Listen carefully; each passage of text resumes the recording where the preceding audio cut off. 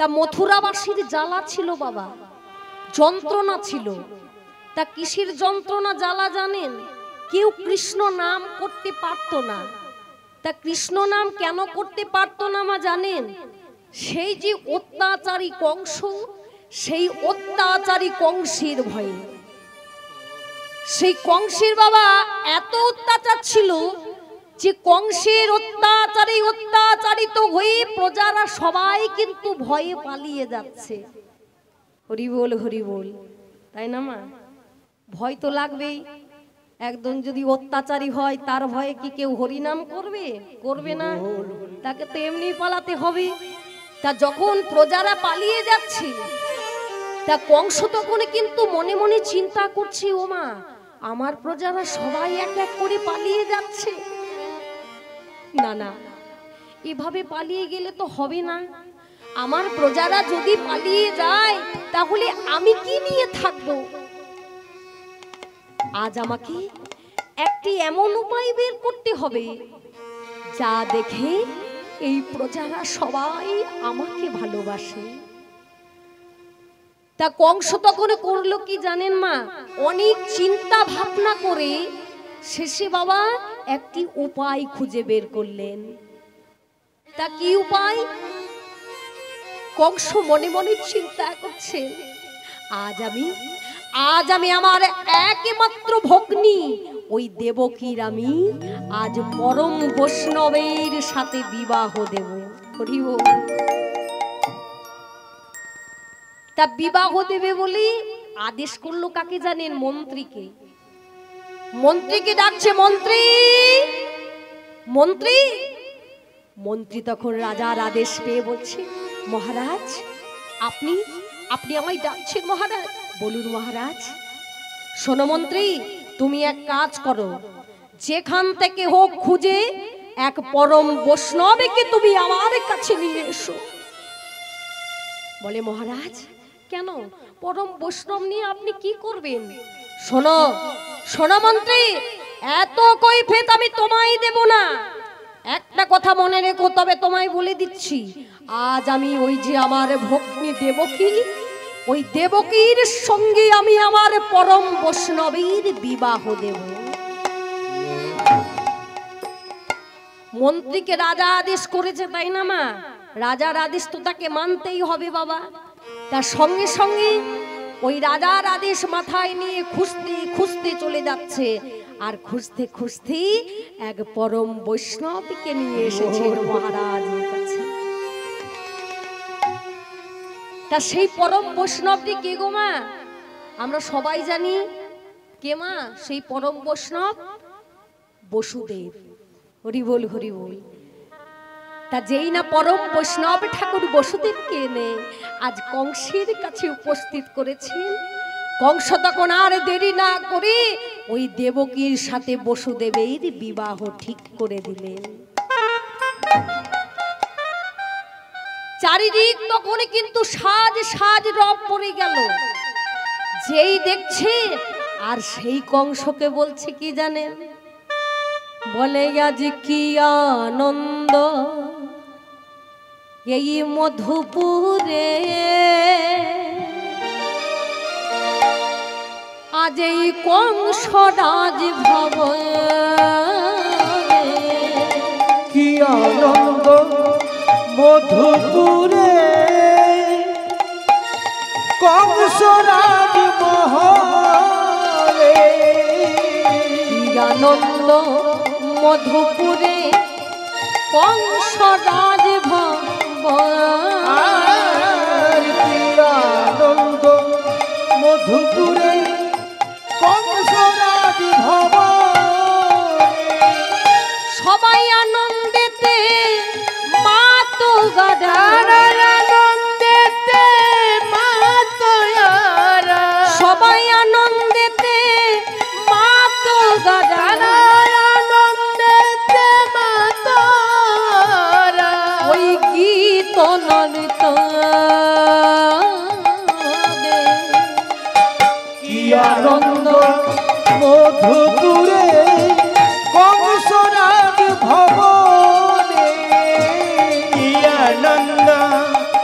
মধুপুরে কংসরাজ ভবনে।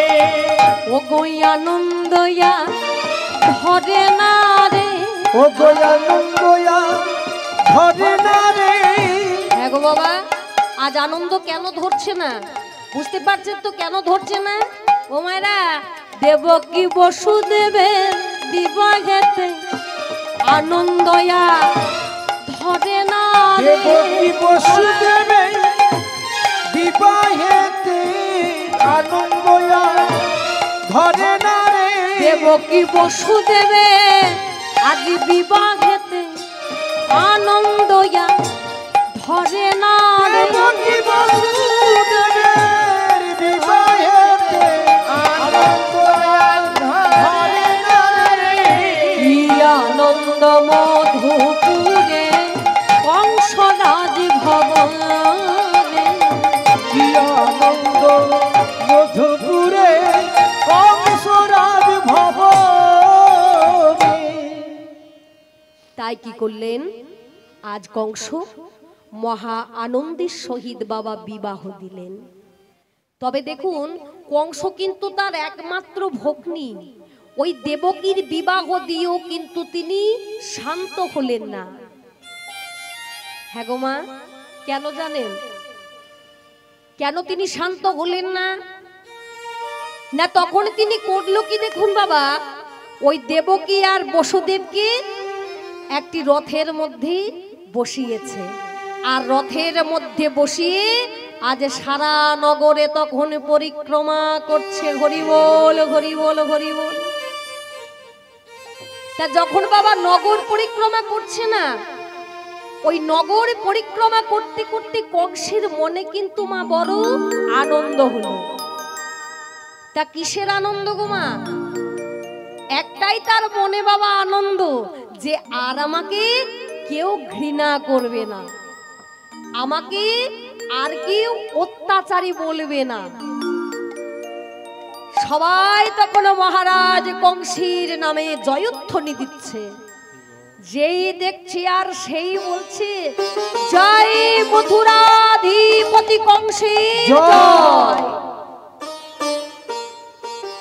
যেই না বাবা ওই কংসের নামে জয়ধ্বনি করেছে না, তা হঠাৎ হয়েছে কি, কংসের তখন একটু জল পিপাসা পেয়েছে। হরি বল।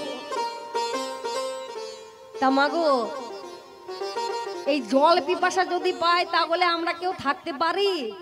হ্যাঁ, কোথায় কল খুঁজে বেড়ায়, তাই না? কোথায় একটু জল খাবো, কোথায় পাবো? তা কংসের যখন জল পিপাসা পেয়েছে, কংস তখন বাবা সেই রথটি থেকে নেমে দেখছে ওই দূরে এক সরোবর। ওই সরোবরে গিয়ে তখন তিনি জল পান করতে নেমেছেন। তা যেই না যখন জল পান করতে নেমেছেন বাবা, হঠাৎ তখন দৈববাণী হলো। দৈববাণী হয়ে বলে, গনে কংস ওরে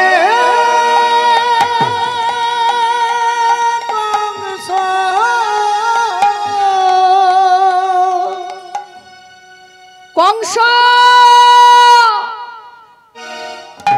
কংস তখন ক্রোধান্বিত হয়ে বলে, আরে আরে কে তুই? এত বড় সাহস!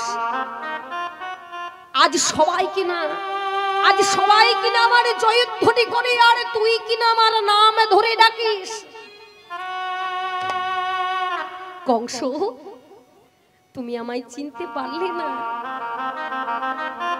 ভালো করে দেখো কংস, তুমি কি এখনো আমাকে চিনতে পারছো না? বলি, কে তুই? কে তুই? আমি হলাম নিয়তি। নিয়তি? নিয়তি তুই? নিয়তি তুই আসবি? তোর দেহ আমি দেখতে পাচ্ছি না নিয়তি। যদি আমি তোর দেহ দেখতে পেতাম না, তাহলে আমার এই কৃপাম দিয়ে তোর দেহটা আমি টুকরো টুকরো করে দিতাম।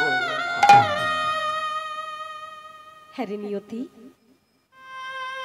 তোকে তো চোখে দেখতে পাচ্ছি না, একটা কথা তুই আমায় বলতে পারিস নিয়তি? কি কথা মহারাজ? বলি, আমার এই আনন্দ দেখে আজ তোর বড় হিংসে হচ্ছে না রে? না না, নিয়তি বলছি না না কংস, এ তুমি কি বলছো? তোমাকে দেখে আমার কেন হিংসে হবে বলতে পারো? তাছাড়া দেখো, আজ তুমি তোমার ভগ্নীকে নিয়ে মহা আনন্দে তুমি এই নগরী পরিক্রমা করছো। তবে কংস, তুমি কি একটা কথা জানো? ও তুমি যাহারে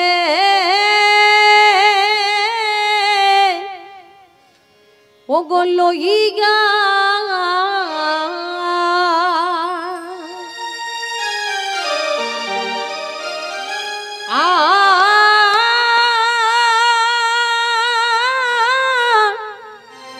আনন্দে মাতিয়া ও তুমি করিছ নগর ভ্রম। মহারাজ যাহারে লইয়া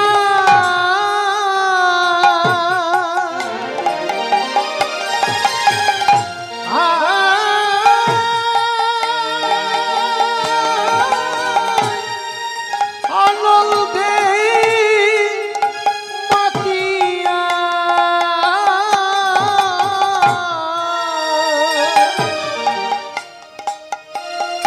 ও করিছ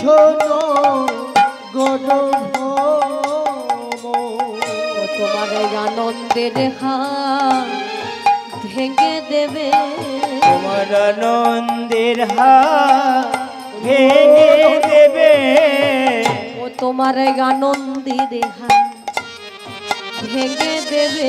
মহারাজ আনন্দের হাত ভেঙে দেবে। এর আনন্দে পরি আজ নত হবে, ওই আনন্দের হাত ভেঙে দেবে। নিরানন্দে পরিণত হবে, আনন্দের হাত ভেঙে দেবে। পরিজন গর এই কথা শুনে মহারাজ কংস নিয়তিকে ডেকে বলছে, এই নিয়তি, তুই আমায় বলতে পারিস আমাকে দেখে তোর কেন এত হিংসি? বলছে, না না কংস, আমি তো তোমাকে বারবার করে বলছি আমি তোমায় হিংসে করছি না। আমি হলাম কে জানো? আমি হলাম তোমার শুভাকাঙ্ক্ষী। তাছাড়া দেখো, আজ তুমি তোমার ভগ্নীকে নিয়ে এই মহা আনন্দে তুমি নগরী পরিক্রমা করছো। তবে কংস, তুমি কি একটা কথা জানো? কি কথা নিয়তি? যে তার অষ্টম গর্ভে অষ্টম সন্তান। হরিবল হরিবল। ওমায়রা, ওই দেবকীর অষ্টম গর্ভের অষ্টম সন্তান কি করবে গো? বলি তাহার অষ্টম গর্ভে ও গই অষ্টম সন্তান, অষ্টম গর্ভে অষ্টম সন্তান, ও তার এই অষ্টমে গর্ভে অষ্টম সন্তান। অষ্টম গর্ভে অষ্টম সন্তান। বলি শোনা, ও গইয়া আপন বধিবে আসি, আপন বধিবে আসি। তার অষ্টম গর্ভে অষ্টম সন্তান, আপন বধিবে আসি রে, আপন বধিবে আসি। সেদিন কি হবে জানো মহারাজ? বংশে বাতি দিতে ওগো রাখিবে না রে, বংশে বাতি দিতে রাখবে না রে, বংশে বাতি দিতে ওগো রাখিবে না রে, বংশের বাতি দিতে রাখবে না রে, সবংশে নিধন আজ করে দেবে, বাতি দিতে রাখিবে না রে। সবংশে নিধন করে দেবে, বাতি দিতে রাখবে না রে। বংশে নিধন করে দেবে, বংশের বাতি দিতে রাখবে না রে, করিছ নগর। এই কথা শুনে মহারাজ কংস তখন করেছে কি জানেন বাবা? ছুটতে ছুটতে গিয়েছে দেবকীর কাছে, ছুটতে ছুটতে গিয়ে দেবকীকে ডাকছে, দেবকী, দেবকী। ওই দেবকীর চুল গুচ্ছ ধরে বা তখন ওই রথের থেকে নামালেন, রথের থেকে নামিয়ে বলে, হ্যাঁ রে দেবকী, তুই বলতে পারিস আমি যে তোর এত আনন্দ করে আজ বিবাহ দিলাম, আর তোরই অষ্টম গর্ভের সন্তান কিনা আমার মৃত্যুর কারণ। তবে তবে তুই শুনে রাখ দেবকী, তুই শুনে রাখ, এই অষ্টম গর্ভ হবার আগে আমি তোকে কিন্তু হত্যা করব। তা কংস করেছে কি জানেন মা? তার সেই শানিত তরবারি দিয়ে ওই দেবকীকে বাবা হত্যা করতে গেছে। যেই না হত্যা করতে গেছে, এমন সময় এসে বাধা দিলেন বসুদেব মহারাজ।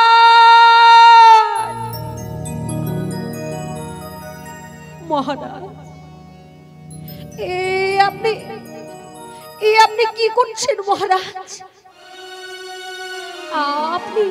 আপনি নারী হত্যা করছেন। এই নারী হত্যা যে মহাপাপ।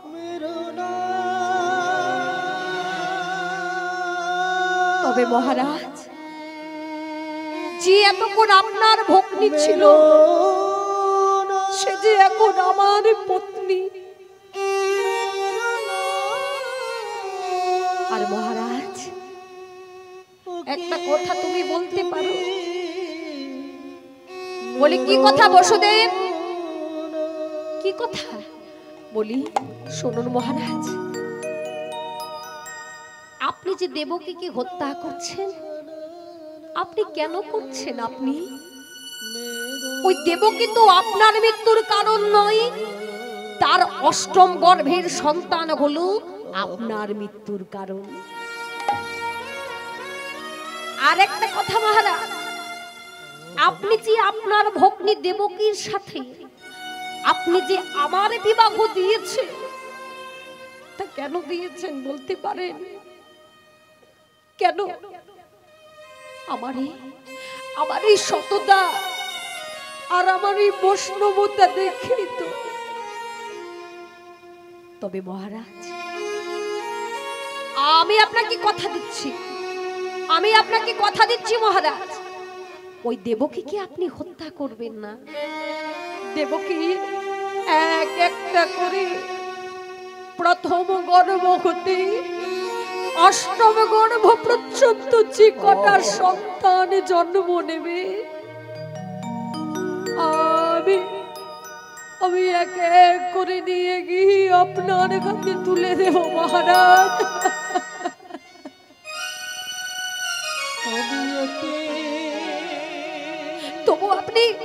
তবু আপনি দয়া করে ওই দেবকীকে হত্যা করবেন না মহারাজ। বসুদেব, আমি জানি বসুদেব, তুমি যা বলছো তুমি তাই করবে। আচ্ছা বলো তো, এই অষ্টম গর্ভের সন্তান জন্ম নেবে কোথায়? তাছাড়া কোন সন্তানের মুখ দেখে যদি তোমার অন্তরে মায়া হয়, তখন আমি কি করব? বসুদেব বলে, মহারাজ আপনি এক কাজ করুন, যতদিন না আমাদের অষ্টম গর্ভের সন্তান না জন্মাচ্ছে, ততদিন আপনি ততদিন আপনার ওই কারাগারে আমাদের বন্দী করে রাখুন।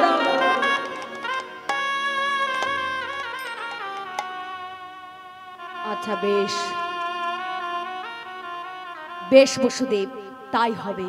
তোমার কথাই আজ এখানেই শেষ কথা।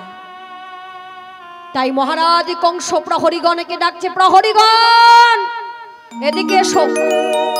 বলে মহারাজ বলুন বলুন কি করতে হবে।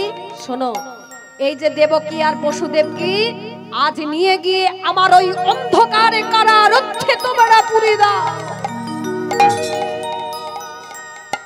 সেই না বাবা অন্ধকারে কারাগারে ভরে দিয়েছে। দেবকী বলছে, স্বামী এ কি হলো স্বামী, কোথায় আমরা ফুল সজ্জার ঘরে গিয়ে উঠব, সুগন্ধে ভরে উঠবে সেই ঘর, আর এই দুর্গন্ধ অন্ধকারে কারারুদ্ধে আমাদের প্রবেশ করতে হলো স্বামী। বসুদেব বলে, দেবকী কি করবে বলো, কি করবে বলো, সকলে যে আমাদের ভাগ্য আর ওই বিধাতার লিখন, ওই বিধাতার লিখনে বলো কে করিবে খণ্ড। হ্যাঁ গো মা, আমাদের বিধাতা পুরুষ, আমাদের এই কপালে যা লিখেছে সেটা কি কেউ খণ্ডাতে পারে গো মা? কি গো মায়েরা, পারে? পারে না। দেখবেন বাবা, আমাদের মানুষের জীবনে যখন কোনো একটা বড় দুর্ঘটনা হয়ে যায় না, তখন আমরা মনে মনে ভাবি এ আমার কি হলো, ভগবান সবকিছু আমাকে দিয়ে আবার আমায় সবকিছু কেড়ে নিল। কিন্তু না গো, ওই বিধাতার লিখনে কি কখনো বাবা খণ্ডানো যায় না। তা শোনো ও দেবকী, এই চোখের জল তুমি সার করো, আর কেঁদো না। শুধু আমাদের বাঁচার একটাই উপায়, কি জানো, ভগবানকে ডাকো। হরি বল হরি বল। তা চোখের জল সার করে ভগবানকে ডাকছে, হে হরি নারায়ণ নারায়ণ, হরি নারায়ণ নারায়ণ। একবারে দেখা দাও, দেখা দাও,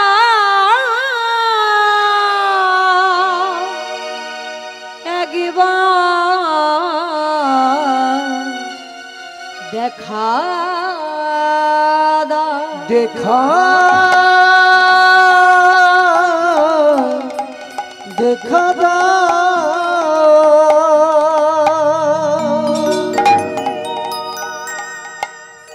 কোথা নারায়ণ, হে বিপদে বারে মধুসূদন, পতিত পাবন,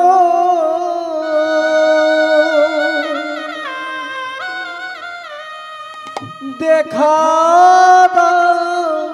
তুমি আমারে,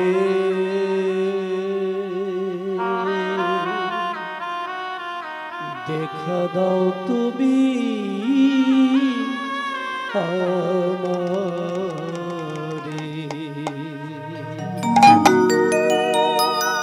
হে নারায়ণ, একবারে দেখা দাও, একবারে কৃপা করো, কৃপা কর,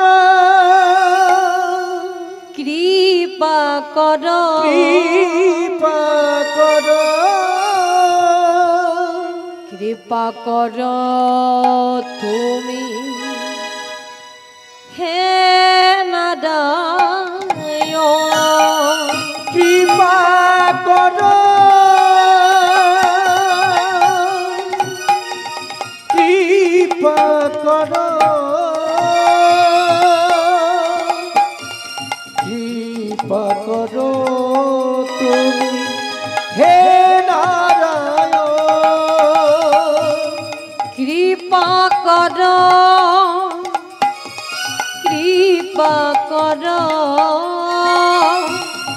কৃপা করো তুমি হে নারায়ণ, কৃপা করো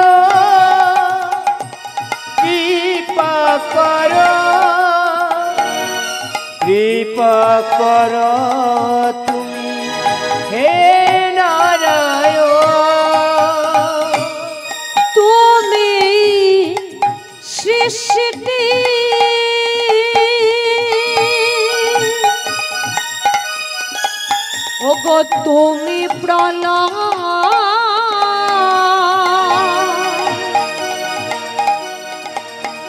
ওগো তুমি পালন করিতা ওগো কৃপা তুমি সৃষ্টি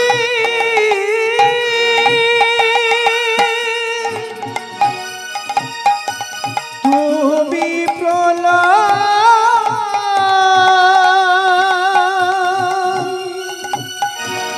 তুমি পালন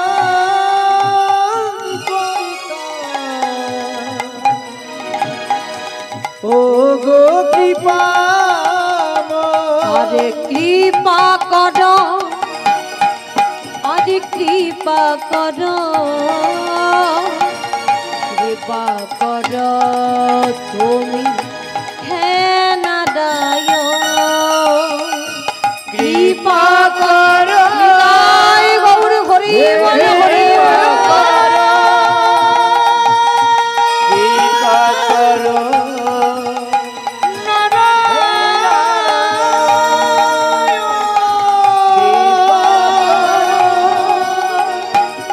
কৃপা করো হরি নারায়ণ তুমি হরি নারায়ণ।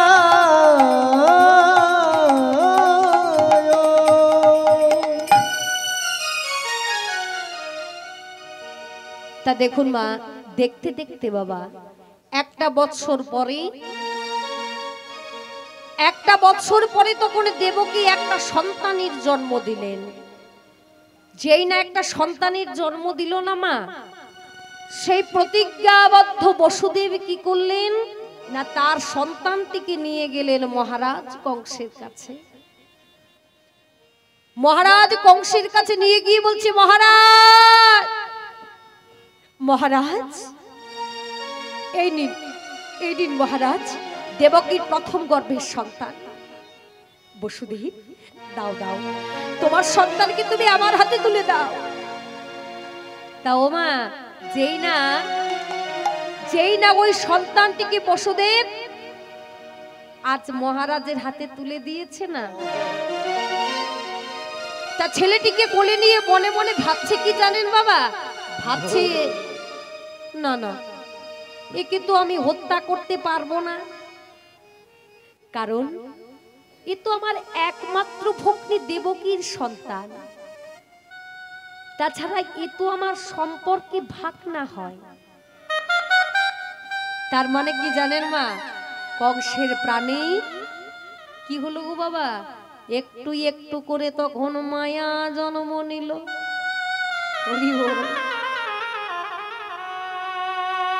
তা কিসের মায়া, যে আমার ভগ্নীর সন্তান, আমার এই ভগ্নীর সন্তানকে আমি কি নৃশংস ভাবে হত্যা করব?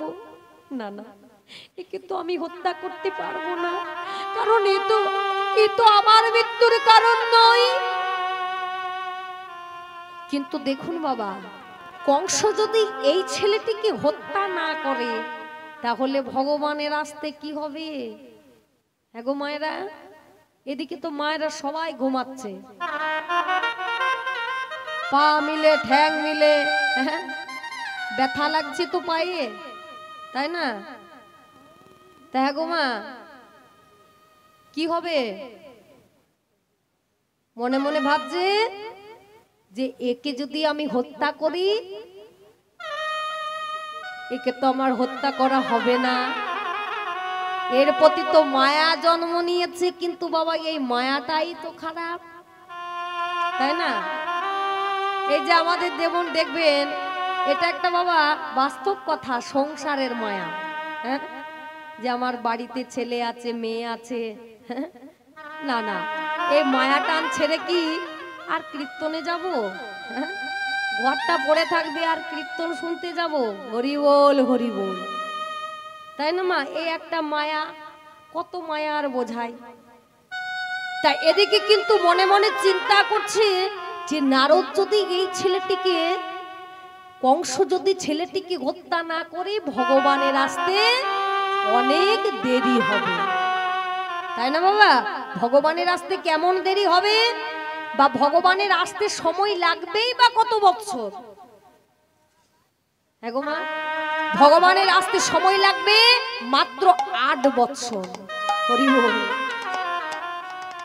তা এই কথা জেনে কিন্তু স্বর্গলোকে তখন একটা সাড়া পড়ে গেল। তা কিসের সাড়া?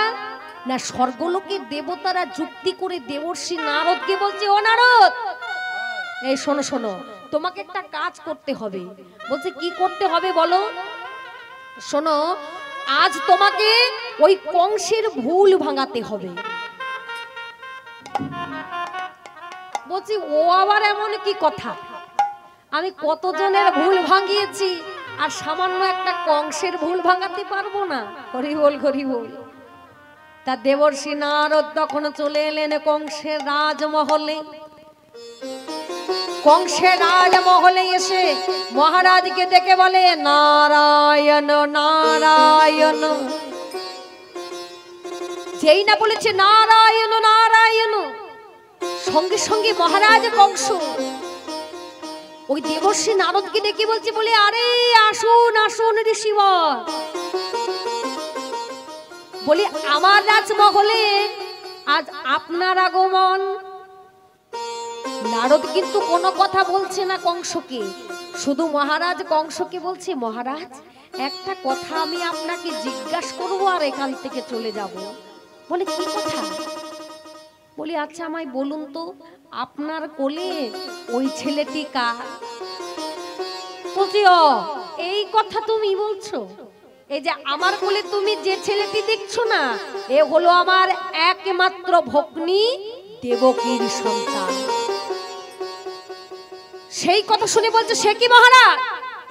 শুনেছি দৈববাণী করে বলেছেন যে দেবকীর গর্ভজাত সন্তানের হাতে আপনার মৃত্যু। বলছে না না, সে তো অষ্টম গর্ভের সন্তানের হাতে আমার মৃত্যু, আর আমার কোলে তুমি যে ছেলেটি দেখছো না, এ হলো আমার দেবকীর প্রথম গর্ভের সন্তান। হরি বল। নারদ বলছে, মহারাজ এটাই তো আপনার সমস্যা। বলতে কিসের সমস্যা? বলি আরে শুনুন, মন দিয়ে শুনুন, এত ক্রোধান্বিত হবে না। বলছে বলো বলো দেখি কিসের এত সমস্যা? বলি আপনি যে বলছেন ওটা প্রথম গর্ভের সন্তান, একটু মন দিয়ে শুনবেন। তা আপনি কি করে বুঝলেন যে ওটাই দেবকীর প্রথম গর্ভের সন্তান? হরি বল, হরি বল।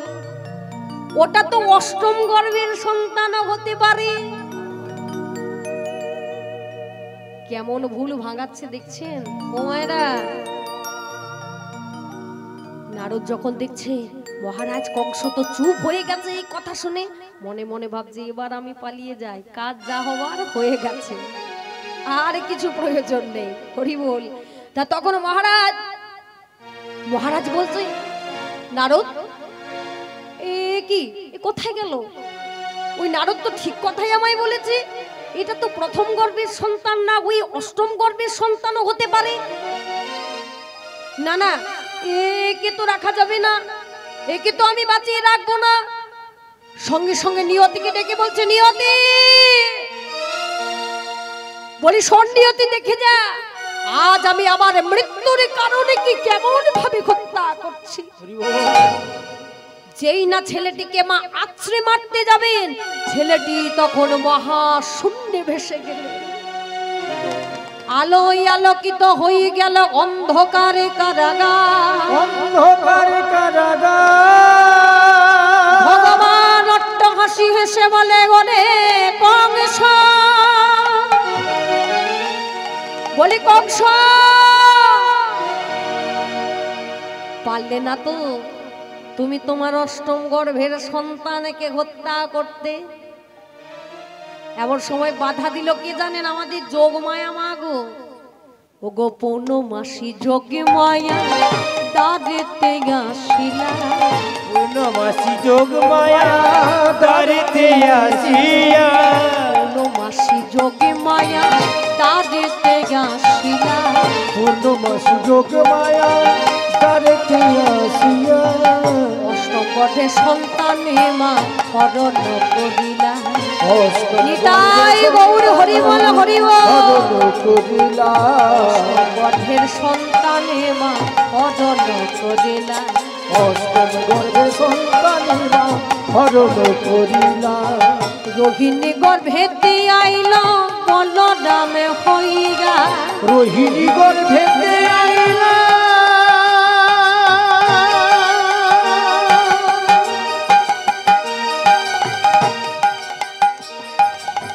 জন্ম নিলা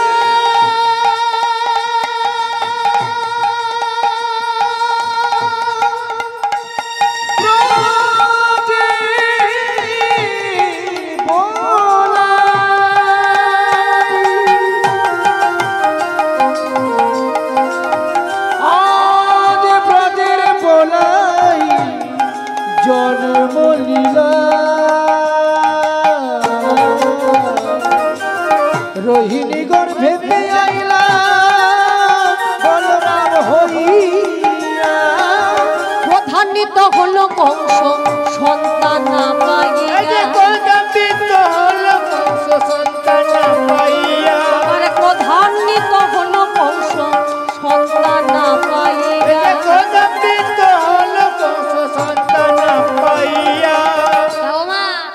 ওই সপ্তম গর্ভ পেল না রে। সপ্তম গর্ভ পেল না রে সপ্তম গর্ভ পেল না রে। সপ্তম গর্ভ পেল না রে প্রধানিত হল কংস সপ্তম গর্ভ পেল না রে। সপ্তম গর্ভ পেল না রে সপ্তম গর্ভে সন্তানে মা হরণ করিলা। সপ্তম গর্ভে সন্তানেরা হরণ করিলা তাহলে সপ্তম গর্ভের সন্তান কিন্তু বাবা মহারাজ কংস আর পেল না। তা সপ্তম গর্ভের সন্তান তুলে দিলেন কার হাতে গো?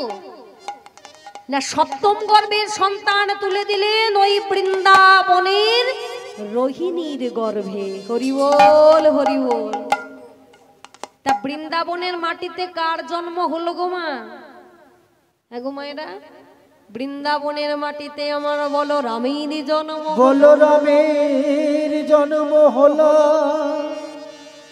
তা যেই না বলরামের জন্ম হলো, মহারাজ কংস তখন ক্রধান্বিত হয়ে প্রহরীগণকে ডেকে বলে, প্রহরীগণ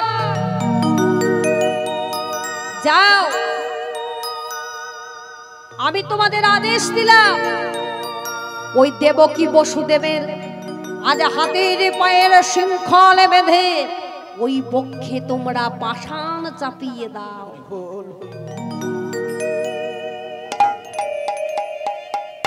দেখুন বাবা, একদিকে বক্ষে পাষাণ আর একদিকে মা কষ্ট। অতি কষ্ট না হলে কিন্তু ভগবান সাড়া দেন না। ভগবানকে পাওয়া এত সোজা নয় গো বাবা। ভগবানকে পেতে গেলে অনেক কষ্ট পেতে হবে। তাই শঙ্খ চক্র গদা পদ্মধারী নারায়ণ আজ মাকে কেমন ভাবে দেখা দিল দেখুন। ওই কংসের কারাগারে ওগো বৈকুণ্ঠ ছাড়িয়া লক্ষ্মী পতি নারায়ণ। বৈকুণ্ঠ ছাড়িয়া উলুধ্বনি উলুধ্বনি পতি নারায়ণ। ছাড়িয়া লক্ষ্মী পতি নারায়ণ। বৈকুণ্ঠে ছাড়িয়া লক্ষ্মী পতি নারায়ণ। কংস কারাগারে আসি দিলেন দর্শন। কংস কারাগারে আসি দিলেন দর্শন। কংস কারাগারে আসি দিলেন দর্শন। যখন কৃষ্ণ জন্ম নিলে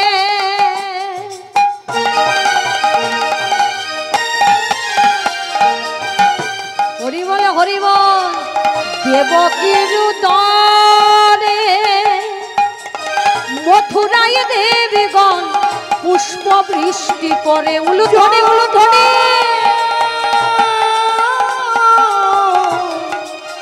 জয়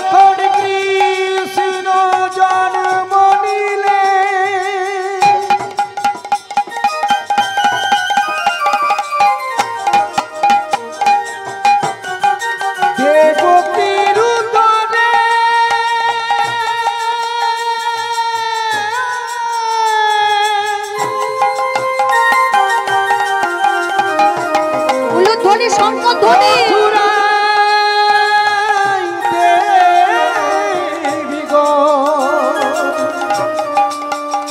ও গো পুষ্প বৃষ্টি করে যখন কৃষ্ণ জন্ম নিলে